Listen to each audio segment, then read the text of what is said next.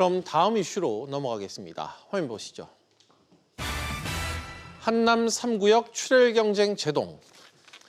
총 사업비 7조 원 규모의 한남 3구역 재개발 사업권을 놓고 벌써부터 잡음이 커지고 있다고 합니다.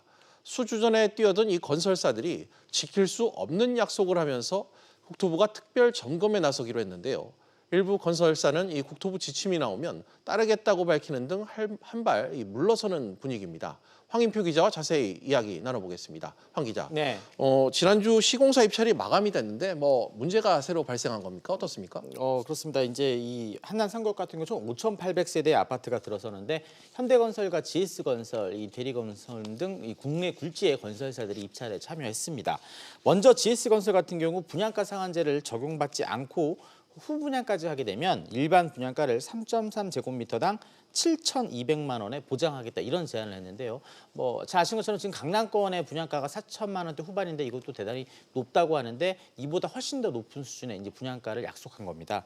그만큼 조합 입장에서는 수입이 많이 남을 수도 있고 조합원들의 분담금이 줄어들 가능성이 있지만 이 서울 전체적으로 이 분양 가격이 매우 불안해질 수 있는 그런 부작용도 우려가 되고 있습니다. 이 대림산업 같은 경우에는 임대주택을 그 대림산업의 자회사가 인수해서 나중에 팔겠다면서 임대주택 제로 정책을 이렇게 약속을 했는데 이것도 좀 해석이 엇갈리고 있습니다. 서울시는 그 임대주택은 전부 다 이 서울시에 매각을 해야 된다 이런 입장인 반면에 이 대림산업은 조합이 원하면 굳이 그렇게 서울시에 매각하지 않아도 된다는 해석을 내놓고 있습니다. 현대가생활 같은 경우 이주비 무이자 지원을 약속했는데요. 이것도 이자 지원을 금지하고 있는 현행법을 어긴 겁니다. 네. 상당히 지금 출혈 경쟁이 예고되는 것 같은데 국토부가 그래서 지금 조사에 나선 겁니까? 그렇습니다. 국토부 관계자는 건설사들이 법에서 금지한 조건을 조합 측에 제안했다며 구체적인 내용이 파악되는 대로 법률 검토를 거쳐서 필요한 조처를 하겠다고 밝혔습니다. 여기에 서울시도 위법사항이 있는지 함께 조사에 나서기로 했는데요. 이 때문에 결국 건설사들도 좀 한 발 물러서는 그런 분위기가 됐습니다.